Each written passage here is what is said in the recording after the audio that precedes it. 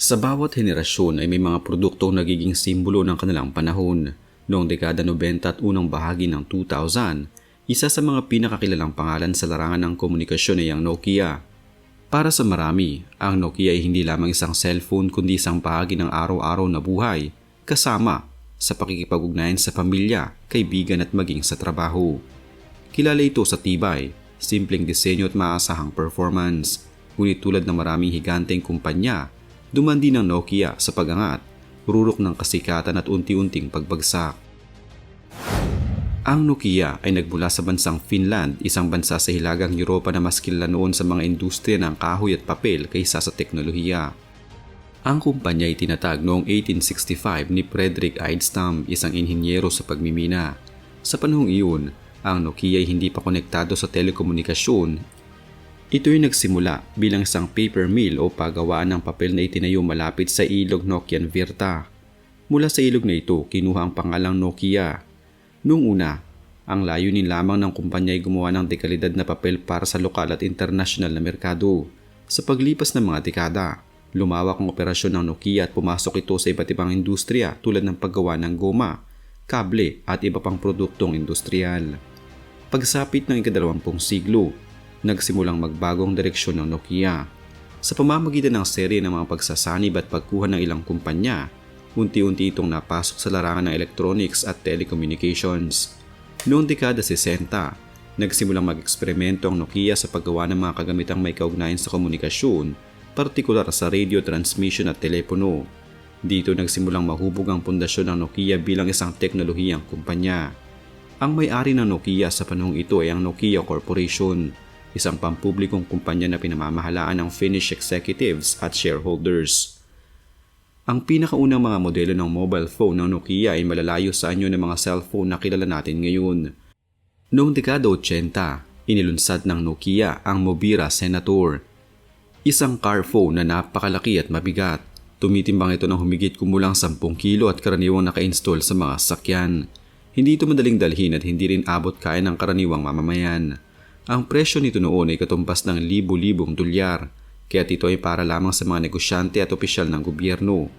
Gayunpaman, ang Mobira Senator ay mahalagang hakbang sa kasaysayan ng Nokia dahil ito ang nagpakita ng potensyal ng mobile communication.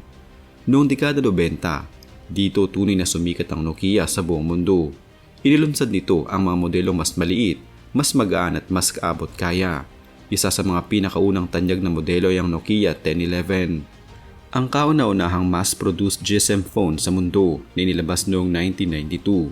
Ang presyo nito noong araw ay mataas pa rin kung ihahambing sa kasalukuyang smartphones, ngunit mas mura na ito kumpara sa mga naunang mobile phone. Sa paglipas ng panahon, mas naging mura ang mga modelo ng Nokia, dahilan upang mas maraming taong magkaroon ng sariling cellphone. Ang kasikatan ng Nokia ay umabot sa rurok noong huling bahagi ng dekada 90 hanggang unang bahagi ng 2000. Ang slogan nitong Connecting People ay naging simbolo ng global na komunikasyon. Sa panahong ito, kontrolado ng Nokia ang malaking bahagi ng pandaigdigang merkado ng mobile phones. Kilala ang mga produkto nito sa tibay. May kasabihang kahit mahulog o mabasa, buhay pa rin ang Nokia. Ang mga modelong tulad ng Nokia 3310, 3210 at 1100 ay naging alamat sa mundo ng teknolohiya. Ang presyuhan ng mga modelong ito ay abot kaya para sa mga karaniwang mamamayan, kaya't mabilis itong pumalat sa iba't ibang bansa. Sa Pilipinas, pumasok ang Nokia noong dekada 90 kasabay ng paglawak ng mobile network sa bansa. Noong panahong iyon, nagsisimula pa lamang maging popular ang cellphones at ang Nokia ang isa sa mga unang tatak na pinagkatiwalaan ng mga Pilipino. Dahil sa tibay at mahabang buhay ng baterya, naging paborito ito ng mga estudyante, manggagawa at maging ng mga overseas Filipino workers na nais makipag-ugnayan sa kanilang pamilya. Sa katunayan, halos bawat bahay sa Pilipinas ay may Nokia cellphones noon.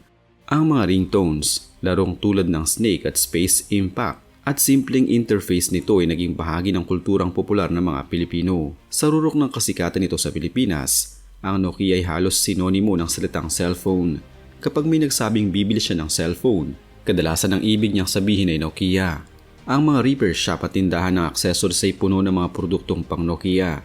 Mura rin ang mga pyesa at madaling ipaayos sa mga sirang unit, dahilan upang mas tumagal ang paggamit ng mga ito. Dahil dito, lalong tumibay ang reputasyon ng Nokia bilang maasahang brand. Ngunit walang permanente sa mundo ng teknolohiya. Pagsapit ng huling bahagi ng 2000s, nagsimulang humarap ang Nokia sa matinding kompetisyon. Ang pagpasok ng mga smartphones na may touchscreen, partikular ang iPhone ng Apple noong 2007 at ang pag-usbong ng Android operating system ay nagbago sa industriya ng mobile phones. Ang Nokia ay nanatili sa paggamit ng sarili nitong operating system na Symbian na unti-unting napag-iwanan ng mas modernong software ng mga kakumpetensya. Habang ang ibang kumpanya ay mabilis na nag-a-adapt sa pagbabago, naging mabagal ang Nokia sa pagtugon ng bagong trend. Isa sa mga pangunahing dahilan kung bakit unti-unting nalaos ang Nokia ay ang kakulangan nito sa inobasyon sa tamang panahon. Bagamat may kakayahan itong gumawa ng dekalidad na hardware, nahirapan itong makipagsabayan sa larangan ng software at user experience.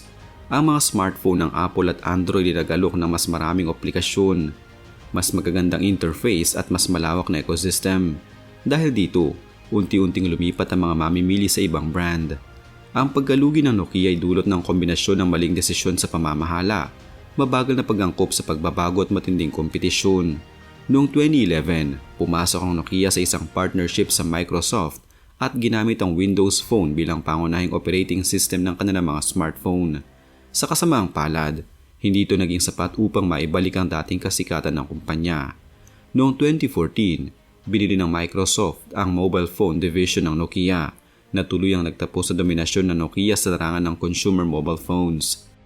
Sa kasalukuyan, ang Nokia ay hindi na pangunahing gumagawa ng cellphone tulad ng dati.